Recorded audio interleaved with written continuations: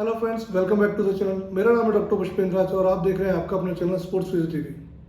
Friends, stubborn यानी जिद्दी, शाइटिका, पीआईबीडी या स्लिप डिस्क, ये डिफरेंट डिफरेंट नाम से हम इस कंडीशन को जानते हैं। फ्रेंड्स, आज के जो सिनेरियो में जो बैक पेन है, ये मस्कुलोस्केलेटल कंडीशन में इतनी उभरती हुई कंडीशन है कि हर किसी को, हम में से, आप में से, हर किसी ने इसको अपनी अलग एज ग्रुप में अपन इसको एक्सपीरियंस करते हैं या एनकाउंटर करते हैं। ये कंडीशन हर किसी को ऑलमोस्ट होती है। तो फ्रेंड्स, आज का वीडियो जो होने वाला है वो बेसिकली जो सीरीज चल रही है फिजियो ज्ञान जस्ट 5 मिनट्स, उसको आप लोग बहुत अच्छे से रिस्पॉन्ड कर रहे हैं, आपको पसंद आ रहा है कंटेंट, उसके अंतर्गत ही होने वाला है। तो इसमें हम लोग बात करेंगे कि ऐसे 4 स्टेप्स जिनके थ्रू अपन मैनेज कर सकते हैं ये जिद्दी या स्टबन, पीआईबीडी, स्लिप डिस्क या शाइटिका को।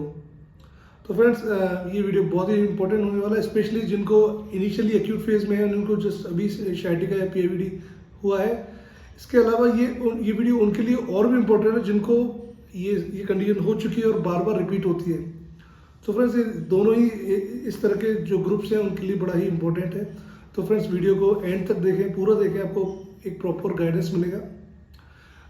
ये वीडियो आप देख रहे हैं तो आप ये निश्चित तौर पर आपको पसंद आएगा तो आप इसको लाइक कर दें, और चैनल पे अगर पहली बार आए तो इसको आप जरूर से सब्सक्राइब कर दें। तो फ्रेंड्स, बढ़ते हैं वीडियो की तरफ। ये है आपका अपना channel sports physio TV, health and fitness simplified.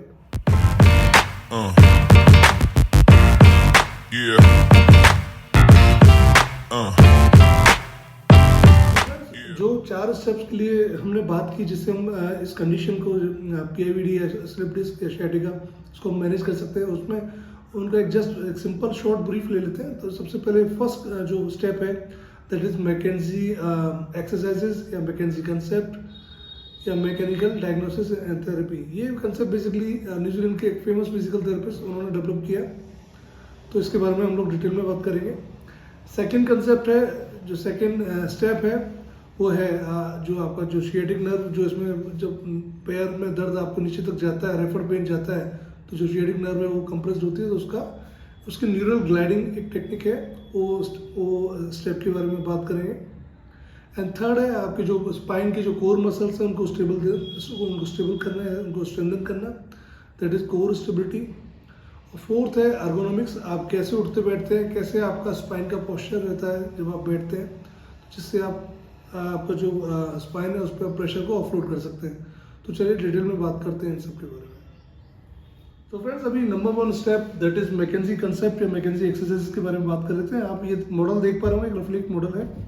तो जब भी हम लोग प्रोलॉन्ग लंबे समय तक बैठते हैं या फॉरवर्ड बेंडिंग करते हैं, आगे की तरफ लंबे समय तक झुकते हैं, तो ये स्पाइन का मॉडल है। जैसे ही फ्लेक्शन में जाएगा या आगे की तरफ इसको अपन झुकाएंगे, तो बेसिकली ये आप देख पा रहे हैं, ये जो डिस्क है उसको स्पेस मिल जाता है पीछे की तरफ जाने के लिए, और वो पीछे जाके पोस्टीरियर सेंट्रल या पोस्टीरियर लेटरल जाके या तो सेंट्रल कैनाल में या फिर जो न्यूरल फोरामेन है उसको जाके वो दबाती है।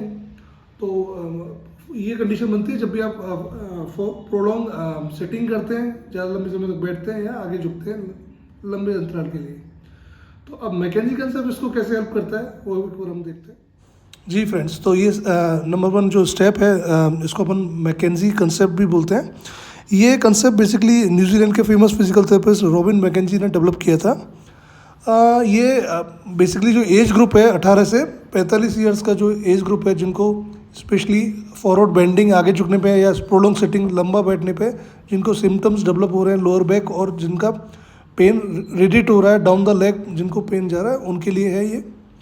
जैसे कि आप देख पा रहे हैं, इसमें जो स्पाइन की जो एक्सरसाइज है वो एक्सटेंशन में हो रही है, यानी कि पीछे की तरफ जा रही है। जो इससे पहले वीडियो में मैंने आपको बताया था कि कैसे हम लोग आगे झुकते हैं या लंबा देर तक बैठते हैं तो स्पाइन को, जो डिस्क है, उसको पीछे की तरफ जाने के लिए, स्लिप होने के लिए जगह मिलती है।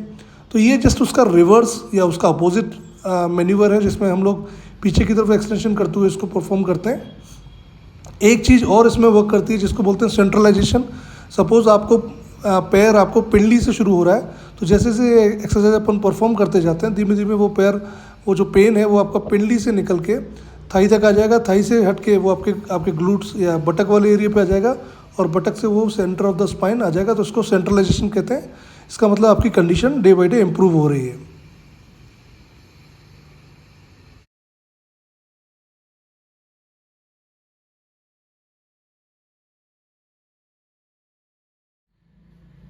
फ्रेंड्स, जो सेकंड स्टेप जिसके बारे में हम लोग बात करने वाले हैं, जैसे कि आप देख पा रहे हैं, इसको बोलते हैं न्यूरल ग्लाइडिंग। मैकेंजी कंसेप्ट के बाद इसको एक्यूट फेज में जैसे ही थोड़ा सा पेन सबसाइड होता है तो अपन सेकंड फेज में इसको मैकेंजी कंसेप्ट के बाद इसको अपन शुरू कर सकते हैं।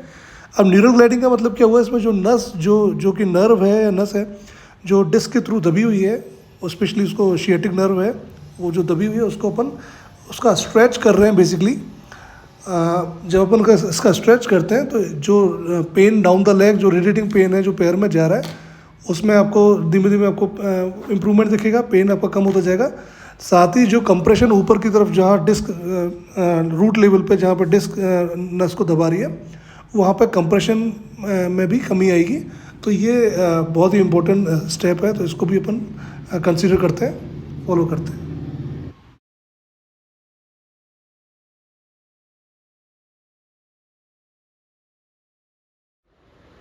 फ्रेंड्स, शुरू के दोनों स्टेप्स के बाद यहाँ पे स्टेप नंबर 3 आता है, that is core stability. Core stability का मतलब हुआ कि आपके कोर मसल जो रहते हैं उनको फायर करना होता है, उनको स्टेबल करना होता है, जिससे आपका लोअर बैक रीजन पे जो आपको पेन है वो पेन ऑलमोस्ट सबसाइड ख़त्म हो जाता है।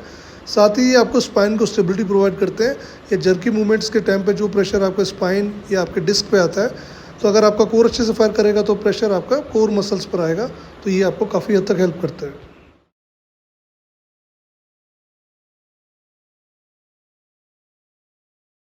तो फ्रेंड्स, फाइनल जो स्टेप है दैट इज स्टेप 4, उसमें अर्गोनॉमिक्स काउंट होता है। अर्गोनॉमिक्स का मतलब है आप कैसे आप स्पाइनल पोजीशन को आइडियल वे में रख सकते हैं, कैसे आप बॉडी को आप बैठते उठते समय आइडियल पोजीशन रखें जिससे प्रेशर स्पाइन पर प्रेशर ना आए, और जो फर्दर जो आपका पुअर पोस्चर है आप उसको अवॉइड कर सकते हैं। तो इसको हम लोग डिटेल में देखते हैं, चलिए। तो फ्रेंड्स, अभी स्टेप नंबर 4 की बात कर लेते हैं, दैट इज़ अर्गोनॉमिक्स। अर्गोनॉमिक्स का मतलब क्या हुआ कि आपको अपना स्पाइन कैसे आइडियल पोजीशन में रखना है। फ्रेंड्स, अगर आप इस स्टेप को फॉलो नहीं करते तो मोर देन 70% पेशेंट जिनको स्लिप डिस्क या sciatica रहता है, वो आपको रिकरेंट होता रहता है, बार बार आता रहता है, ये समस्या बनी रहती है। उसका रीज़न ये है कि जब भी हम लोग अपनी दिनचर्या में, अपनी डेली रूटीन में जो भी काम करते हैं, जॉब करते हैं, उसमें ड्राइविंग करते हैं, कुछ भी कर रहे हैं, तो उसमें हमें नहीं आता कि हम लोग कैसे स्पाइन को एक आइडियल पोजीशन रखें। स्पेशली प्रोलॉन्ग सिटिंग, बहुत लंबे समय तक अगर हम लोगों का जॉब है जिसमें सिटिंग जॉब इन्वॉल्व है, या फिर हम लोग कैसे आगे झुकते हैं, उस टाइम अपना स्पाइन का आइडियल पोजीशन हम लोग कैसे मेंटेन रखना चाहिए।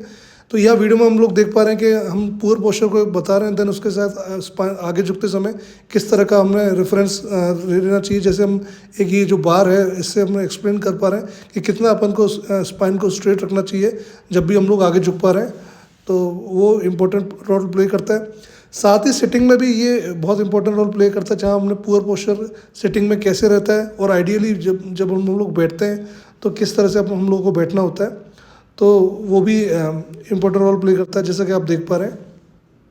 तो फ्रेंड्स, ये अर्गोनॉमिक्स वाले पार्ट को भी हम लोग कंसीडर करके 100% अपनी जो कंडीशन है उसको सुधार कर सकते हैं।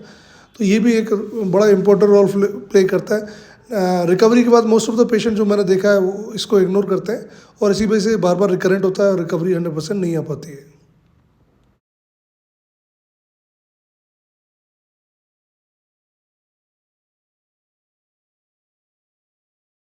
तो फ्रेंड्स, जैसा कि आप देख रहे हैं, सिटिंग में हम लोग कैसे आइडियल पोजीशन हमें रखना चाहिए, कैसे आपको बैठना चाहिए। अगर उसमें हमें दिक्कत आती है तो मार्केट में कई बैक सपोर्ट जैसे प्रोडक्ट हैं जिनको यूज़ करके आप चेयर पे रख के आइडियल पोजीशन में आप जो स्पाइन का जो लॉर्डोटिक कर्व है, जो आइडियल पोजीशन है, उसको आप मेंटेन कर सकते हैं। तो ये भी प्रोडक्ट्स ईजिली अवेलेबल हैं, अगर आप कहेंगे तो मैं उनको शेयर कर दूंगा। तो फ्रेंड्स, ये थे 4 स्टेप्स जिसको आप फॉलो करके आप एक्यूट या क्रोनिक या परेशान करने वाली इस तरह की जो कंडीशन है, PIVD, स्लिप डिस्क या sciatica, इसको आप मैनेज कर सकते हैं।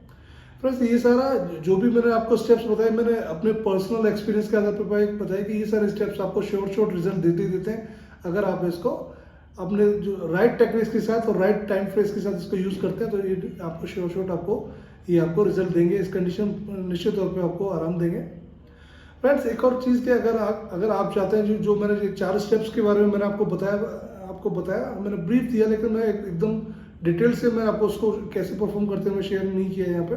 तो अगर आप चाहते हैं तो मैं इंडिविजुअल ये 4 स्टेप्स में इंडिविजुअल अलग से इनके वीडियोस बनाऊँ, तो आप मुझे कमेंट्स करके बताएं। तो मैं आपको जो लोअर बैक पेन सीरीज हमारी आने वाली है, उसमें मैं स्पेशली ये 4 स्टेप्स को इंडिविजुअल में डिटेल में एक्सप्लेन करूँगा, और इसको कैसे परफॉर्म करते हैं उसके बारे में बताऊंगा। तो अगर आप चाहेंगे तो मैं उस पर अलग से वीडियो भी बना दूंगा। तो फ्रेंड्स ये था आज का वीडियो। अगर आपको वीडियो इन्फॉर्मेटिव लगा हो और ऑथेंटिक लगा हो तो प्लीज़ आप अपना सपोर्ट दिखाएं। चैनल को सब्सक्राइब कर दें, वीडियो को लाइक करें, शेयर करें एंड बेल आइकन को हिट कर दें। तो फ्रेंड्स आज के वीडियो में बस इतना ही, मिलते हैं नेक्स्ट वीडियो में। Thanks for watching.